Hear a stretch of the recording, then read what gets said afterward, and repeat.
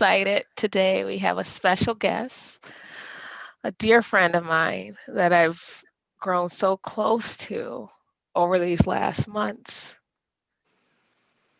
Lizzy Morris. Anjali, could you tell everyone what we're talking about today with Lizzy? Ah, so I got to know about Lizzy just recently through you, April, and I've been exploring a little bit about who this person is. And the first thing that caught my eye is your tagline on your LinkedIn profile, Lizzy. It said "beautiful human," and I thought, oh my gosh, this woman has it all. You know, she understands herself. She's confident about herself. She's able to put that on a tagline. And as we were talking this morning, you were talking about how you came to that and how it's been a journey about accepting yourself. And so I would love for us to explore that a little bit more and to share that with our audience. So tell us a little bit about how you came to that tagline and your own journey to accepting yourself. So, um, in my ignorancy kind of thing, I'm blessed that I have friends who kind of consistently stay on top of everything, the news, rising events and whatever. And so I can kind of tap in on them if I've missed something. And so I felt like I missed something because I was looking at everybody's profile. I was seeing her, hers, they, them, and I was like, is there some conference? Is there some movement I've missed? Like, what's going on? So I reached out to a good friend of mine and I said, what is this? His, hers, they, them? I don't get it. She goes, it's everybody identifying with the LGBTQ movement and, showing their support and that people can be whoever they want to be kind of thing and how they want to be identified, how they choose for somebody to identify them. And I thought about it. And I was like, oh, okay. And then I was getting ready to go, her, she, and then I went, nah, it's bigger than that. I'm a beautiful human. Yeah. They're beautiful humans. Their humanity is beautiful. Our humanity is beautiful. And that's when that came to me. And so I put a beautiful human.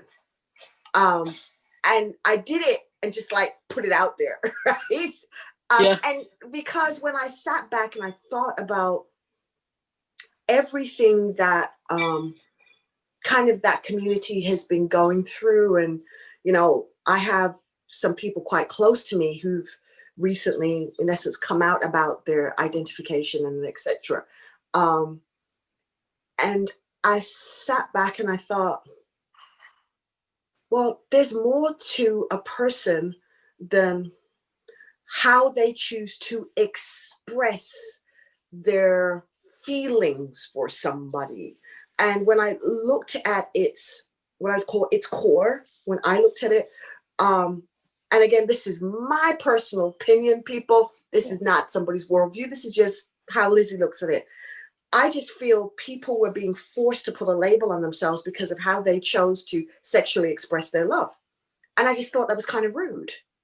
Like, why do you have to now do all this stuff? Why have you been so objectified because of how you choose to sexually express your love?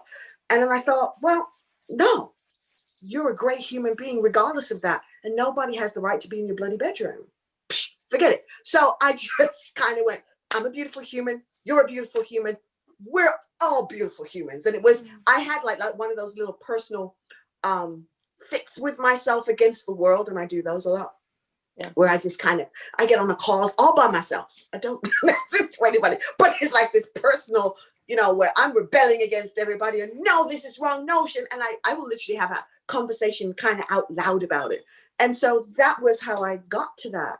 And I went even further when I thought about how people grow and with the whole thing about all the diversity and all the race turmoil that we've had. Packaging has been what everybody's been judged on. And I just thought your packaging can change. You may choose to change the package you come into the world with, right? I may have come into the world as a female and then through my human experience, I feel more centered around being a male. So then I change my packaging to reflect where I currently am. But does that change the fact that I'm still human? No. So regardless of the packaging, I'm a human, you're a human, and I want Yeah. to love your humanity first. And Yeah. that should be the question consistently on the table. Because really, if we ever talk about true equality of being able to be with people as who they are, the humanity is the one consistent. And so that You can be know, a place we can I join together on, yeah, you know? I definitely. And I was just going to say that experiencing others, especially youth, and I do mentor a few youth, and that's something that arises. It's just understanding self and the pressure to identify when you're still trying to understand who you are, which Right, as adults, we're constantly trying to understand who we are right, as a person. No matter if you're in the LGBTQI community or if you're heterosexual, um, there's a constant, it seems, especially like that trying to understand self. Um, I, I do feel that it's a journey, that that rush to try to label, and how much turmoil and maybe trauma you cause yourself in doing so. I remember me telling a mentee that just because everyone's asking you, there's no rush for you to go tell mm, people. Just right. live Just and live. be. Yeah, yeah, And yeah, but back to just thinking about those what labels we put on ourselves.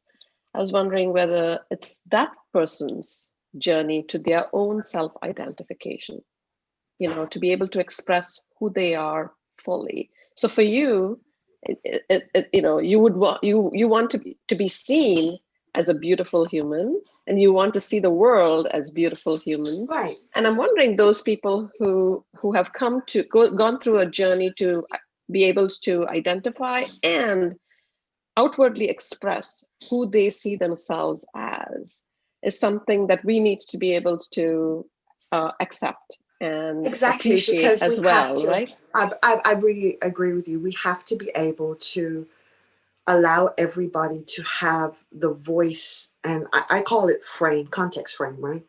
For people to put the context frame around them that best represents who they want to be to the world and how Yeah, they want the world to see them, right? I think context framing is important. And in fact, today when I was doing the morning inspiration, one of the things I said is, you have to choose your frame. I can't choose your frame for you. You must choose your frame. What is the frame you want to put around? Because when you think about artwork and when you buy a great piece of art or you're decorating your house, the frame is everything, right? yes, yes. The frame complements, it tells a story, it invites a question. So it's important that nobody else gets to pick anybody else's frame. That's the important thing. I think that people have to be able to pick their frames themselves. And I have to respect the frame you've picked, because I can't go into your house and go, oh, I don't like that frame. That's a crazy frame. This is the frame you need. You call the police, right? I'd never be invited to your house again. So everybody's human experience is their house, and you can invite people to join you at certain points in your human experience. Like, you guys are inviting me today to share your human experience and choices you've made of how to express to the world and bring the world on a journey. And when I come with my human experience, Yeah, and we create this collage of collaboration of experiences. And I think that's the beauty of the universe and real collaboration. What I call true collaboration is the merging of many human experiences, right? how have humans helped you in your journey of self-discovery? Um, it's really interesting when I think to answer how humans have helped me, because you naturally want to go to the humans who've made you feel good about Yeah. your humanity, who you are and where you are. But there are those who have made me question where I am in my journey, and if I'm happy with where I am in my journey of my human experience. So recently you challenged me, and I, and there's a lady I was talking about on LinkedIn, Kathy Rutherford, who is challenging, especially women in general, all of us, to kind of understand how we're seeing ourselves and why we're seeing ourselves. And it's amazing to realize for me that there's certain parts of myself I'm still not comfortable accepting, I'm still not proud of, and I still don't want to celebrate, which I've had to look at these things about myself and say, why do I not want to celebrate this about myself? Why do I not want to announce this about myself and let it be out there? And it's because there's still insecurities.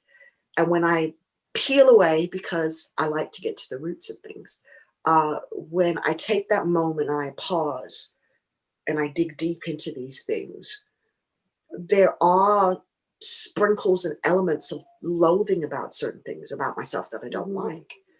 Um, and sometimes that loathing is quite loud, right? But Yeah. the busying of life and all the things that you have to do as a human and the things you have to pursue doesn't normally let you take enough time to spot that you've got these little pockets of self-loathing, these little pieces that, those little things that make you go about yourself. Um, and then I had to ask myself this question: why do I loathe those areas? And why do they make me go like this? And that's when I realized, for me, I have set comparison zones with Yeah. me and others. And a lot of the times, the people I'm comparing myself with, they've never asked me to compare them, to use them as my comparison or to use them as my benchmark. They've never asked that question. They've never proposed, Lizzy, use me as your benchmark, and by measuring up to me, you'll be great. They've never said that, but yet I put those people there, Yeah. Yeah. and different stages in my life, I've used different people as measuring posts instead of allowing them to simply be inspirations, because there's a difference. Yes. I was just going to use that word, that exact word, inspirations.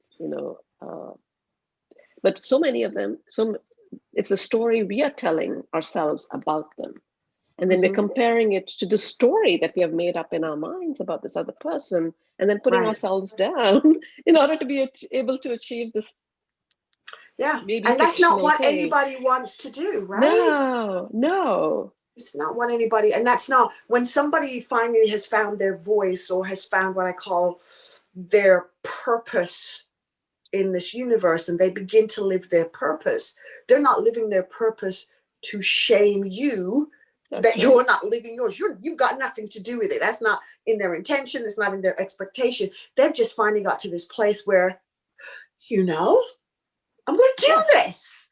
yes. Mm. Kind of and thing, and for right? now, and they're on Right. a journey too.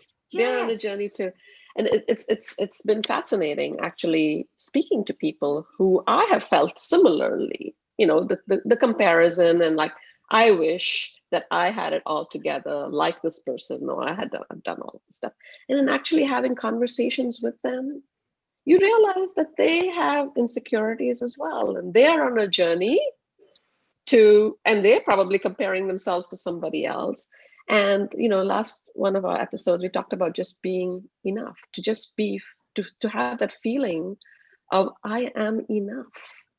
I think it's something you've got to program yourself to, Yes, Anjali. I mean, yes. like every day, because until your brain has enough data to substantiate that, every time you say it, there will be a struggle, because I call it the wall of translation, and because I'm an extreme visual, right? Um, it's like the idea of, as you've gone through life, every experience that you've had has put a brick.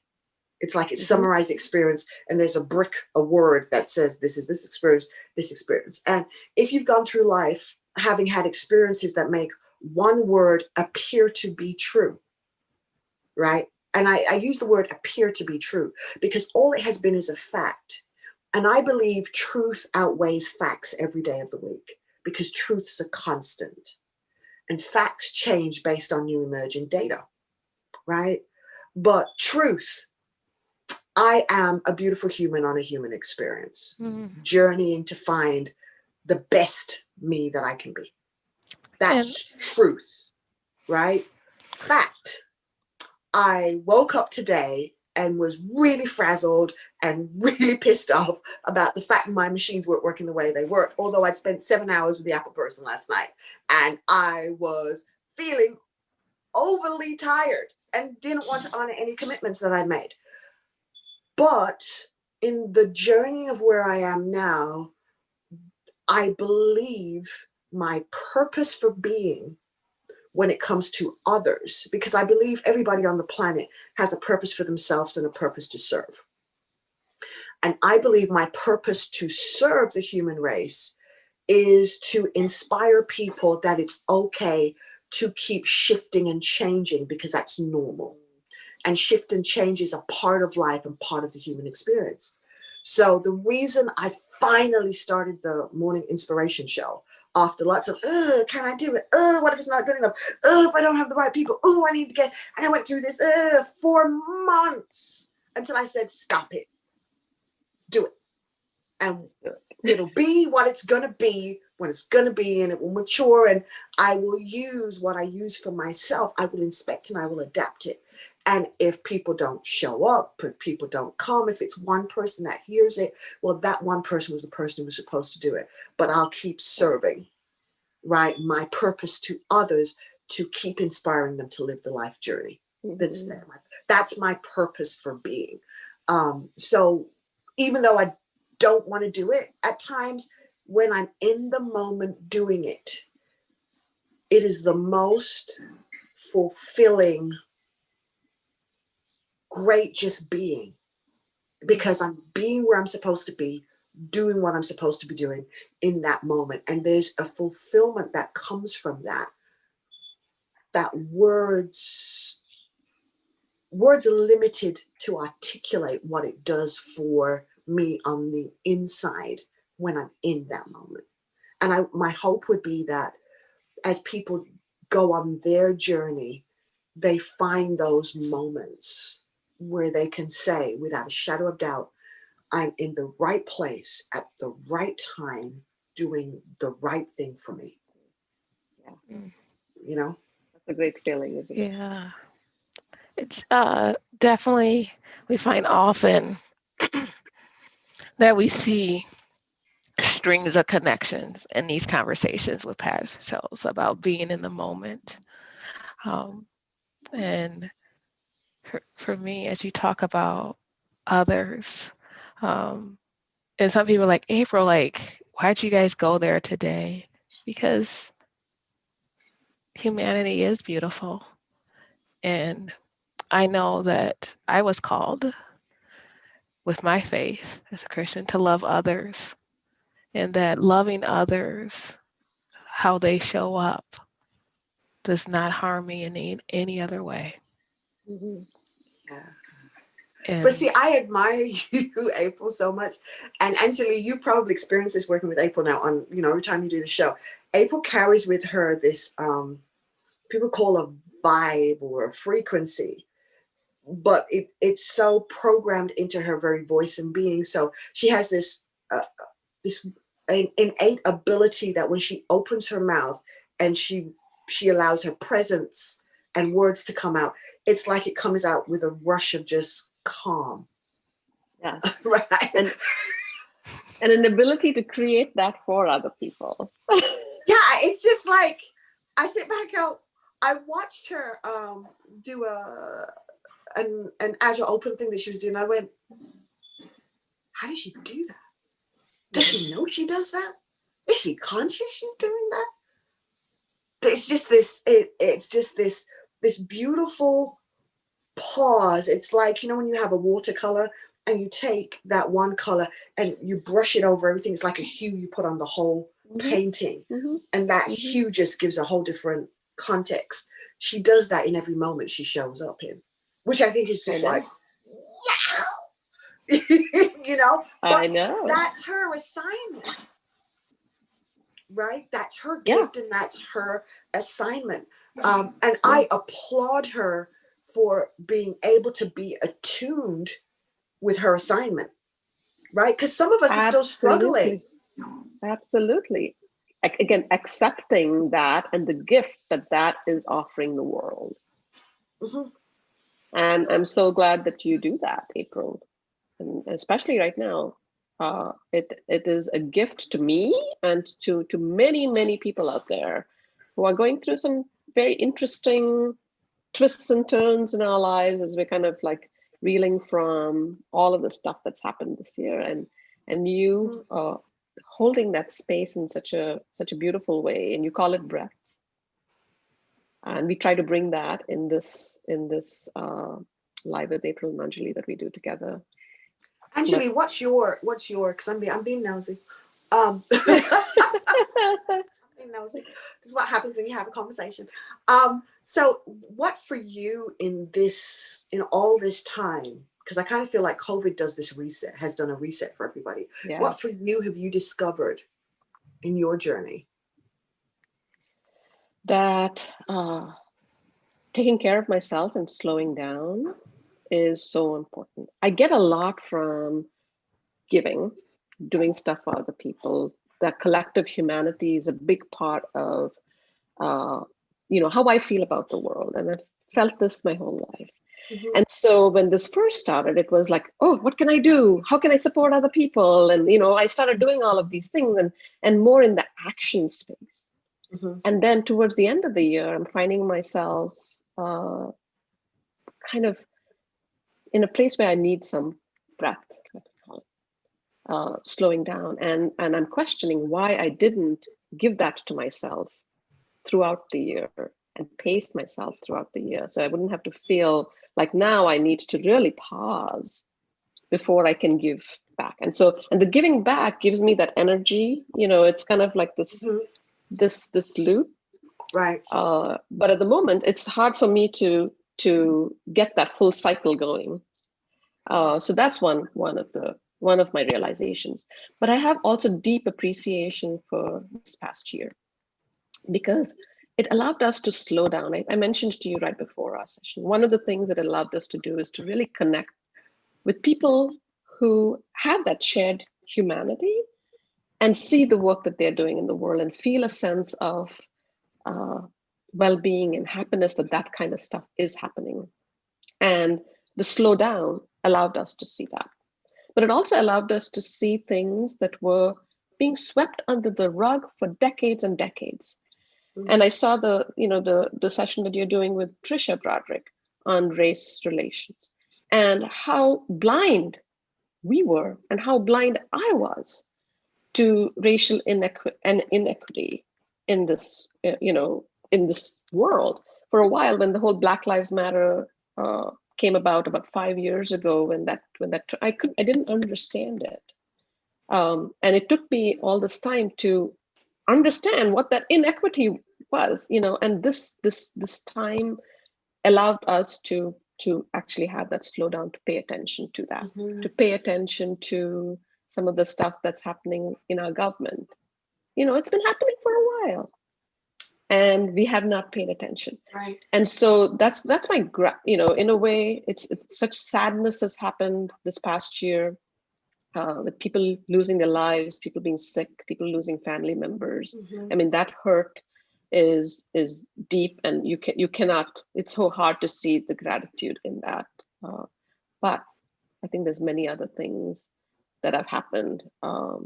So in a way, I know that this is kind of, as I look back and then I look forward, it's going to be a little bit of a pivot for me, I think, in Mm-hmm. terms of how I want to uh, show up in my life going forward. I don't know Mm-hmm. clearly what that is, but I can feel a shift happening, and it's happening about. Right. Right. And that comes back to what both you ladies are talking about. All right, is this journey. Um, I think it was 2015. Um, I started writing, and I wrote this book called My Journey to Me.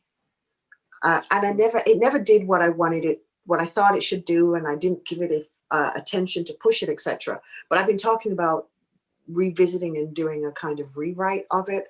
But I talked about where I was at that point on this, on recognizing that I was on this journey to myself, you know, to find who me really is. It's not a journey that's complete, because I'm changing all the time. I'm evolving. Yes. There's times my evolution happens from emergence, right? Meaning and outside stuff has hit me and whoa, we got to twist, we got to turn, we got to Yes. accept some stuff. And then there's other times it's intentional evolution where I'm looking at myself and I want to be a better me in this area. So then I take steps towards being better in that area, educating myself or spending time with myself. You know, I thought I needed to be around people. I thought that was a need for me. I really did, right? So I've always been the person who hosts parties and invites lots of people because I Mm-hmm. thought I needed that. And I realized during this COVID, I don't need that. It's not a need for me, actually. I thought it was, but it isn't. I actually need solace. I need time to feel totally disconnected, to just be in my own thoughts and believe and give myself the gift of doing whatever I want to do in that moment or in Mm-hmm. that time. Mm-hmm. I need that. I didn't know I needed that, but I've discovered that I need that. And when I'm in that space of where I feel I have total control over doing whatever I want to do in that moment or time, I feel the best me, you know, in that moment And where yeah, I can and just is it a express. dance? But is it a dance though, Lizzie? Is there times where we need to be in, with ourselves and inward and allowing us to kind of just understand ourselves better, and times where we integrate it with other people? I think I like Or that. do you come, have I you come love to a that near? reference. I love that reference you Mm, gave, where isn't it the reference of a dance? Because when I think about dance, when I think about you're going to dance, or and especially when you choose to dance with others, you're choosing to dance with others. So there's times you kind of, if you ever go to dance, there's sometimes you hear a song, you don't feel like getting up and dance, you just kind of want to be with that song and just kind of be in that groove by yeah. yourself. And then there's times you want to bring everybody in, man, come on, everybody, you want to bring everybody to the floor with you and let's all dance together. You know, there's that moment. So I think there are those, that time of finding the dance and who's the partners of the dance for you. I know at where I am in my life at this moment, um, the dance I want to do with people virtually, I'm getting the opportunity to do that. So, like doing shows with you and stuff like that, and doing a dance of inspiration. I love doing that dance, right, with others. And I've realized my music is still a passion. So I had done music for my, okay, so my story of music is quite interesting. Okay, so as a teenager, I had been kind of discovered, right? And so I had the opportunity at about 14 years old to go do music for real, you know, like, and I was going to do it. And the reason I didn't do it was because I kept having these dreams. And lots of people will interpret these dreams to mean whatever they want it to mean, and that's fine. But for me, the dream basically said to me that if I made the choice to go down the secular venue of music, although it was going to bring me lots of fame and recognition, I was going to do it at the sacrifice of my soul, which was an interesting place, right? And because that became so real to me, I chose not to take that avenue. So I gave up the opportunity to do music. And I always had, I'm not gonna lie, I always had little regrets, right? Because I loved doing music, and at that point I had an insane range. I could sing anything and my voice could do all kinds of catapults. And why didn't I take it? And then I had the opportunity come to me again when I was 19 going 20 in a different country, and the opportunity came back to me again. And I started to pursue it, and I was loving it because my gift in music is writing. Okay. I'm not the best singer in the world, but I can write. I mean, it just comes to me, and I can write songs in minutes. So I was writing a lot of material, and I got the chance again to do another contract, but it was coming with stuff that I didn't want. So in order to close the deal meant I was going to have to sleep with somebody, and I was going to have to do this and do all, and it just, I just didn't do it. So I walked away from it again. And then it came back to when I was a kid with this opportunity. There were choices I had to make. And I realized that I had to come to peace with music may never really be my thing like that. So there must be something else for me. And I kind of had to let it go. And then I had this cycle where the opportunity came back again for me to do music, but this time doing music out of my own pocket, right? So I didn't have a studio who's going to pay for the time and do all the rest of it. This was just now me doing projects I wanted to personally do. And I started to invest a lot of money in it, but then it still didn't do what I thought it was going to do. And I had this huge hankering disappointment on it, right? Because it was like I had gone for years and I'm constantly making music that's on shelves that nobody ever hears. And they just, it's just on a shelf somewhere. So my best music is not out there. Um, and the Christmas album that actually is out there, I've never considered my best music. To be honest, a lot of the songs when I hear them, I'm like, oh, the notes are off. Oh my God, I hate that mix. And there's all these things that I feel when I listen to it. And it just so happens I was on my old YouTube channel that I put together years and years ago, and I heard a clip of a song that was on there that I'd written. And I was like, what happened to that song? And here's the joke. The song is called A Journey to Me, Myself, and I. Ah, Oh, wow. Okay? That's the that's name. a That's the yeah, name of that song.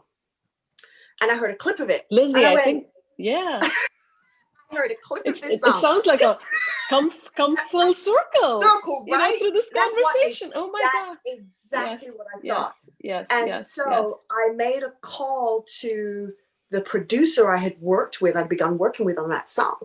And I said, do you remember us working on this? And I played it to him. He goes, oh my God, what did we do? And he went back through his files and he goes, Wow. yeah, I've got the whole song, but you had never sung it. I've got so-and-so to sing it, right? Because I wanted to send you the idea of how I wanted to arrange it. And I said, I think we need to look at that song, right? Because just even the hook of it, right? Because the lyrics, it goes, there's a journey to me, myself, and I, a journey to me, myself, and I, a journey to me, myself, and I, a journey to me, myself, and I. And as I heard it, and I'm like, oh my gosh. And then the vamp is to get there, to get there. And I'm like, that's where I am. That's where everybody in the world is right now, is trying Yes, to yes. get there to whoever they are at this moment. So we've said we're going to Yeah. like kind of work on it. But the reason I tell you that story is I lived with so much disappointment around music, right? And one of the things I had done for years is I know so many amazing singers, right? Yeah. And I'd always thought, oh, well, I know if my friend had sung that, she'd have done this with it, or they'd have done this with it. Oh, if this person had done it, they'd have done it. And then I realized I can't do the comparison because my performances are best on stage, right? This is truth. I perform That's best right. live. That's I'm right. not That's right. I'm not a studio singer. I'm not, right? There's some people who are amazing studio singers. That is not me. You put me in a studio, it feels like somebody's putting a noose around my neck, right? But you put me on a stage and that's where I'm at my best, which is why my writing, I realize, is the gift to give to others, to give to those people who go in studios and sing it and share that with the world. It doesn't mean I got to sing it, because the lyrics are where the power is at, right? And so I came to that full circle on that and was able to come to peace with it. And what I'm doing today in my career, I've come to peace with the fact that I love teaching and I love coaching people. And as bad as COVID has done financially, because everybody's kind of felt a buoyancy in that, I am still not in the place where I feel I want to give my journey to anybody else for their control. So I realize I'm probably going to stay an independent and stay with my own company, because I must feel freedom to be able to express where I am or go to where I'm going to go in life.